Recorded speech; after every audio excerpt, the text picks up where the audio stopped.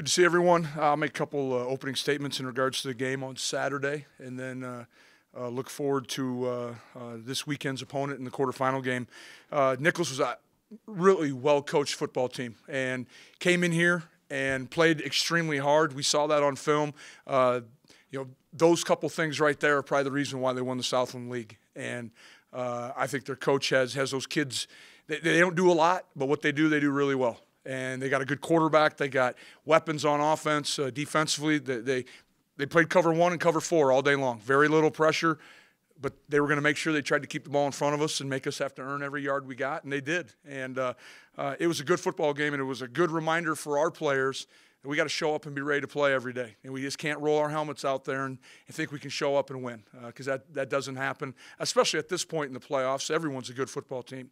So a couple of thoughts. Offensively, we had some penalties and critical downs. We had a 4th and 1 or a 4th and 1 that turned into a touchdown that got called back because of a holding call. Again, we weren't great on 3rd downs during the course of the day as well. So those two areas, red zone and 3rd downs, we got to become better. And then just a slow start overall. We've been late in the season, late in the regular season, I thought we'd been starting quickly on offense. We'd had a number of touchdowns scored on the first drive, and this was one of those games we had a great first play, and we just didn't have any complimentary plays after it. And I know our kids, from talking to our captains this morning, they're fully aware of some of the things that we can continue to do or do better. Defensively, got to be better against the run. Again, not taking anything away from Nichols, but we just need to continue to improve in that phase. And then defending the 50-50 balls. It was kind of a tale of two halves.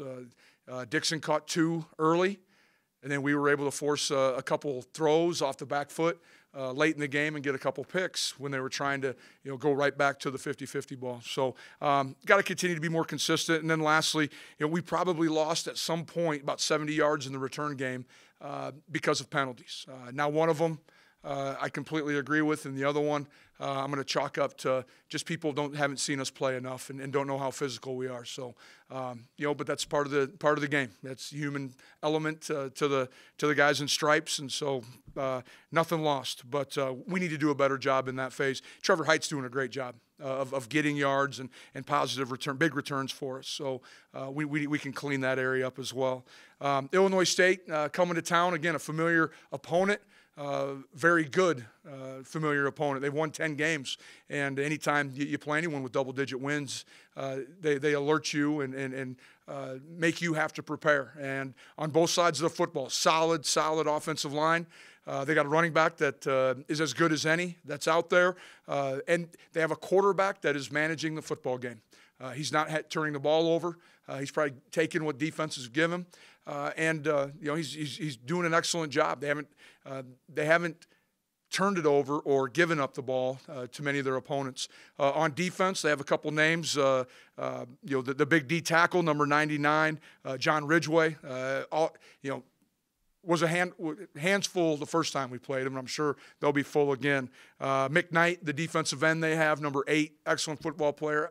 I believe he's an all-conference player. DeForest, number 50, the linebacker, all over the place. You can see that he's the communicator of the bunch. And then both their safeties are excellent football players as well. So, and it's not a surprise that a Brock Spack coach team is going to be really good on defense. Coach Spack's been involved in the defensive side of the football for years, and I anticipate they're going to come in here ready to play. I wouldn't anticipate anything else. I'm sure they're excited. They're confident right now. They've had a couple big wins back-to-back, and opportunity to come play the Bison. I'm sure they'll be ready for us. And we got to have a great practice. Talk to the captains today, and those practices need to start today. We need to refocus ourselves, worry just about ourselves, and do everything we can to put ourselves in the best position to win a game on Saturday. With that, I'll open it up to questions. You guys went to their place and really smacked them, especially the way the final score, ended up being. How do you just remove that from the conversation this week? Not talking about it, and just showing them film of James Robinson running over everybody he's played since that game too. So, people talk a lot about his 500 yards he's had in the last 2 games, but I go back through the end of the conference year. I see a lot of 190, 180 yards in a game as well. It's not as if he's just sprung onto the scene. He's been a pretty good back throughout his entire career. About not starting fast in that first playoff game, a younger team, you think this is maybe the first time this season the youth maybe showed up a little bit in a game like that? Or Game 13, I don't know if I want to even use the word youth anymore. We have a year of practice, a year of games under our belt. I just don't know if we were as focused as we needed to be.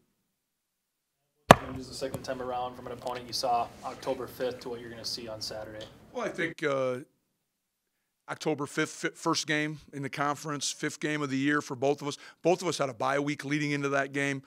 So we're going to get game plans in a little bit quicker this time around.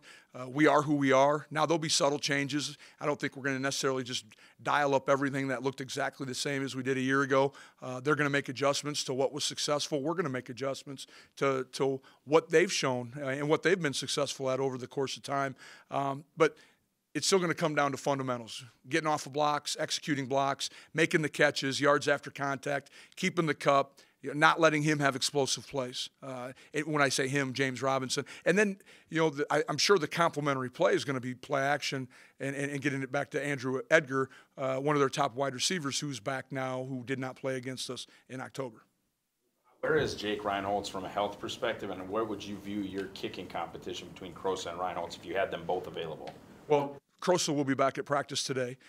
Jake had kicked an actual football a few times last week. Otherwise, he'd only been kicking a Nerf ball up to this point. So this week he is going to be allowed to start kicking some football. So we're just going to start with PATs, and that's all we can do. And I don't know how much of a competition it's going to be, but we are going to chart everything this week, and maybe it'll be a little competition between them. But at the end of the day, we got to get the guy out there that can make kicks for us. anything new? Phoenix Sproles left the game on Saturday. Garrett Malmstrom, I think, hobbled out. Anything new injury-wise on those two guys? Nothing new right now. I think if we were to play a game, I think both of them will be ready to go. I think Garrett, you're just seeing the fifth-year bangs and bruises that keep adding up on a fullback at NDSU. That's part of the position that he plays. Has Illinois State done some things to get Robinson the ball in different positions, especially the last couple of weeks?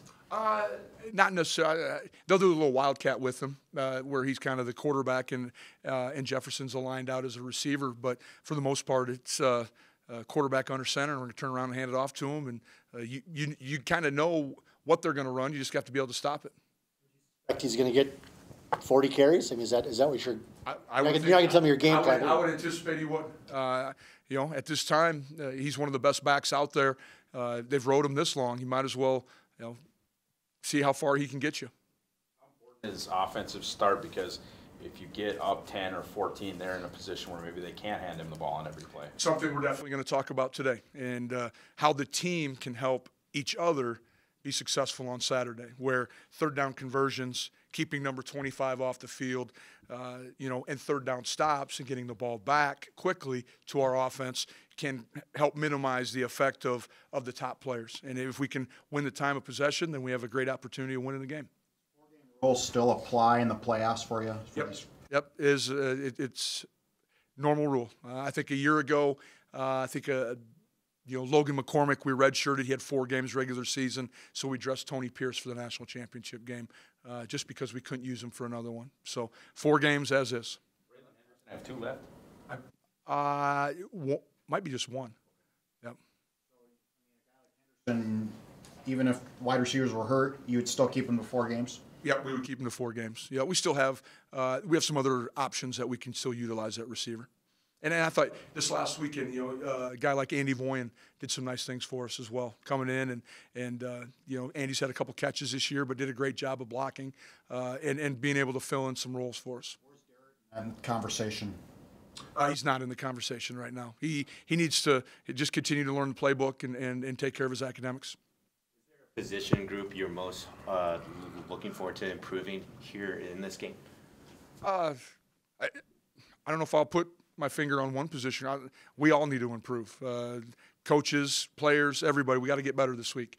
We're getting down to, we said it a week ago, you're one and done at this time of the year. So we need to get to practice and have spirited practice, have a sense of urgency, and I think our kids will.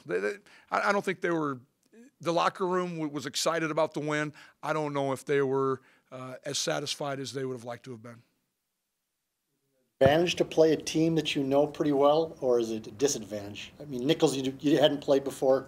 Illinois State, you know pretty well. Is there an advantage? Well, I think part of it, I think you could look at it either way. I think the advantage is our kids have great respect for them. They know that they're a good football team. We've I know a year ago they came in here and it was 28-14, and James Robinson had a great second half against us. Earlier in the year we got up early. We took them a little bit out of their game plan. They were minus a few wide receivers, and it's going to be a different set of circumstances. We got to be faceless opponent. It was my message after the game. Doesn't matter what they look like, who they are, what color they're wearing. The only people I worry about is the guys wearing green and gold. Trey Lance, a finalist for the Peyton Award, the best player in FCS. For a freshman to come in and be at least in that conversation of the year he had, just kind of describe what the year he's had and him being able to be in the conversation for something like that. Well, I think it's a credit to not only him, but also a lot of the players that are around him. A lot of the success could be attributed to the coaches, to Trey, just being able to continue to develop over the year. And game 1 through 13, he's a different quarterback than he was early. Early, we tried to keep things relatively simple, kept the reads easy for him, and now we can give him the full gamut of the playbook. But also, it's a credit to the offensive line. He's been sacked 10 times. He's had time back there in the pocket to make decisions, to throw the ball away when he needs to. That's probably some of the things that's most impressive for a young quarterback is the composure he has. He has yet to really get rattled in a game where all of a sudden there's been bad decisions or maybe misreads, but there hasn't been a series of them ever. And he has a great moxie to himself, great composure. He was downstairs in the meeting rooms for I bet 2-3 hours today, making sure he was getting ready. He is the most critical one of his play than anyone. And he was up in the office yesterday saying, "Coach, I'll be ready to go this weekend." And so I appreciate his work ethic. And I think another person I need to make comment to is Easton Stick. The things that he learned from him over the course of the year that they got to spend together here at NDSU. In the playbook, in the game plan this week? Bussey's not yet. Medically has not been cleared from the broken finger. Hopefully Kobe will be, and I know he's going to be out being active today, so we just need to take it day by day. But that'd be a great addition to have at this time of the year.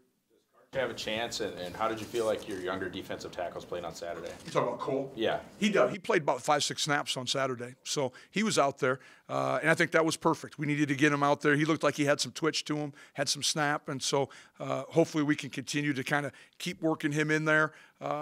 Young D lineman.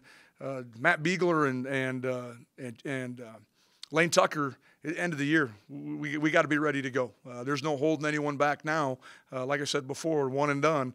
We can rest when it's over. You wanted to surround yourself with good people. Your coordinators have been named to the AFCA 35 under 35 Coaches Leadership Institute. You speak about what they've meant to you this year, Tyler and David. Well, one, I saw it and I go, man, I'm that old already.